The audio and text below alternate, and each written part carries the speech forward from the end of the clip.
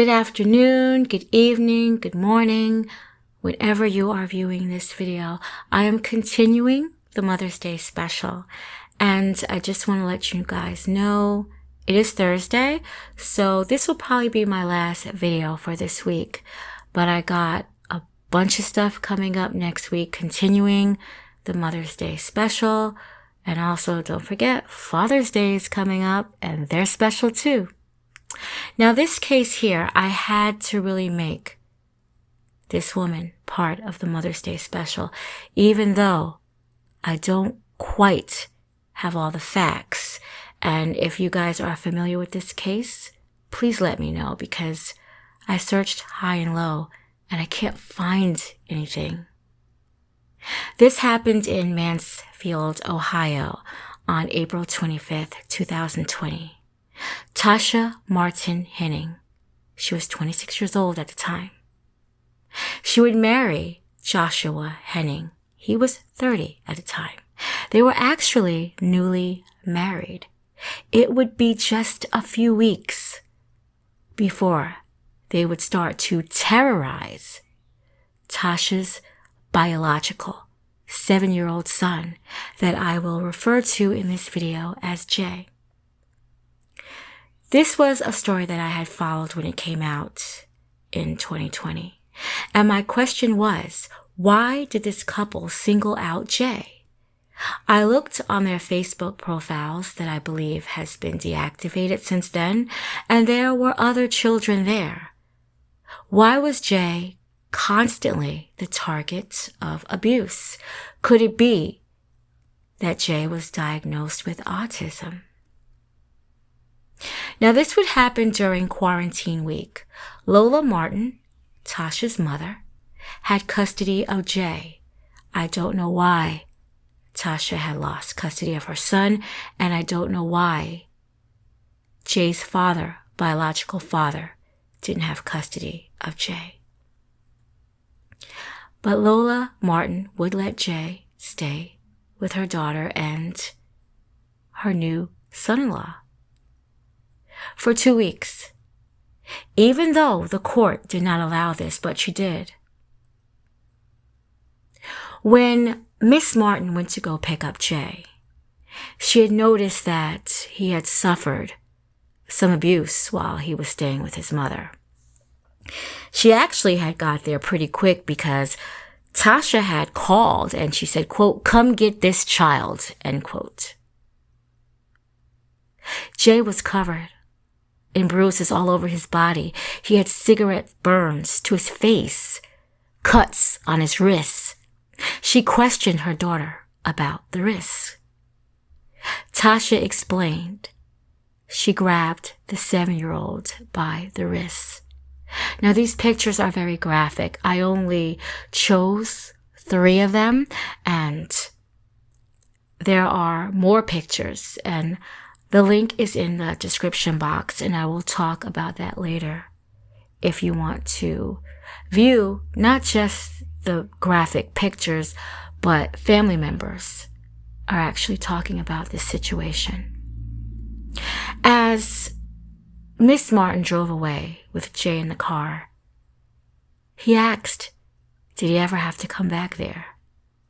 Miss Martin would take him to the Ohio Health Hospital in Reynoldsburg. Due to the severity of Jay's condition, he then would have to go to Nationwide Children's Hospital in Columbus, Ohio.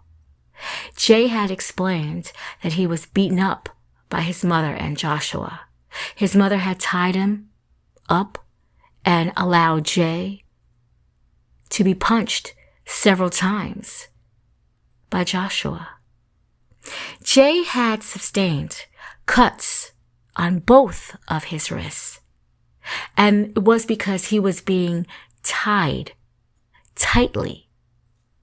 Cigarette burns not only covered his face, but his entire body, his arms, his legs, his back. Can you imagine putting a lit cigarette out on your child's face or letting your significant other do that? Both of his eardrums were ruptured. He had a head concussion. Black eyes. They were swollen. He had his teeth knocked out. Broken bones, fractured ribs. The Hennings had a lot to say about that during court. Tosha said that she had tied Jay up because he wouldn't go to sleep. He would walk around and disturb the other children. And she admitted to kicking him as well. Joshua said that he would put Jay in a, quote, sleeper hold, end quote. Basically, he would cut off Jay's circulation until the child passed out. Jay had scabs under his arms from Joshua trying to hook him up to a car battery. During his stay, this young boy was so traumatized that he lost 10 pounds. Mansfield, Ohio said that this was one of the worst child abuse cases that they had ever seen. I went to see if this case had come to a resolution. I wanted to see if these animals were finally dealt with. Now, on Roy's Wisman's page, I believe he is the uncle of Jay. He states that Jay was on his way home and that they had received custody. So that was really good news if you had been following this case. I also read on Wisman's page that Jay had also been sexually assaulted. And remember I said, why was Jay singled out? It turns out he wasn't. Jay has a 3-year-old sister with Turner syndrome and dwarfism, and she is blind. And she had also been subjected to abuse and molestation as well. Again, those pictures are graphic if you do go on Wisman's page. I do wish Jay the best recovery. I read that they would put pictures up and show Jay's progression, but this only been like about 1.5 years, and it's going to take a long time for this kid to not only heal physically, but mentally, emotionally. It's going to take a while. So I just wish him the best. I was happy to know that Joshua Henning, 31 now, during his sentence, he had told the judge, quote, "I didn't do it, Your Honor. I really didn't. I was at work all the time," end quote. I mean, still in denial he was. He did receive 9.5 years while crying. I mean, some kind of justice there. The crying part, the sentence definitely could have been longer. Now, as for the mother, she pled guilty to 1 count, and they said she was supposed to be sentenced in February of 2021. Here we are, May 2022, and I haven't found anything. And it can't be because of COVID, because her husband was sentenced. So I'm hoping that if she was sentenced and I just hadn't came across it, hopefully she has some good real time, and all those children have been taken away and never will be under her care again. So I hope Jay feels like some kind of justice was done for him. Well, he's with his dad, and I'm sure his dad and his uncle are gonna do the best that they can to protect him. Out of Fort Bend, Texas, June 22nd, 2017. Now, this just popped up. And out of June 22, 2017, this just popped up. Like they just wrapped it up. And I had just found out about this case. A 14-year-old girl had told her doctor that she had been married for 1 year and sexually active. She was in the company of her 47-year-old mother, Cherry Jamila Payton. Payton would say that she gave consent for her daughter to get married. Now, of course, this was reported to the CPS, the Child Protective Services. A sheriff's office detectives found no marriage licenses for this 14-year-old. Payton said that they were married based on the Hebrew Israelite faith.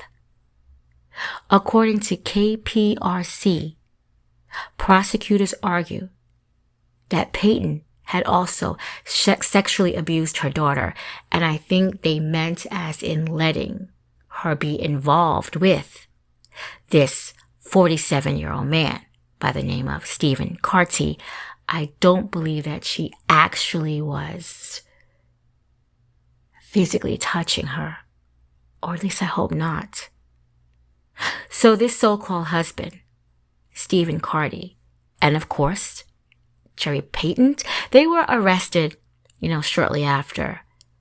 The parties actually pled guilty. And I guess with COVID and everything, it took some time for this to come to an ending. On April 29th last month, Cherry Payton was sentenced to 30 years in prison. And her son-in-law, gotta love that, right? Steve Carty, 22 years in prison. That's one that flew over my head. And for our final Mother's Day story for today, Gate City, Virginia, on April 5th, 2018, agencies responded to Nexwanger Children's Hospital. A 1-year-old boy was suffering from bilateral retinal hemorrhages. Later medical examinations revealed numerous non-accidental subdermal bilateral hematomas or brain bleeds. Ashley Cowen had told authorities that she had seen her son fall. Then she admitted that she made the whole thing up and it was a lie. The 1-year-old was flown by helicopter to a medical center that specialized in this type of care in Roanoke. It's a pediatric neurology. The 1-year-old was treated there. Over 100 non-accidental subdermal and retinal hemorrhages. While being locked up, while her child was being cared for, Cowen had escaped, but she was brought back. Unfortunately, her son, he was now completely blind. She had literally beat her son blind. Cowen didn't care. She showed no remorse. I mean, you could even tell by looking at her mugshot. She was supposed to receive 1 to 2 years, which is freaking crazy. That's absurd. I read an article, the highest that she could get is 15 years. And that's what she should have got. They were adding in the escape and some other BS that she did. Now she's 27 years old, if I didn't mention that. They gave her 9 years. It has to be completed.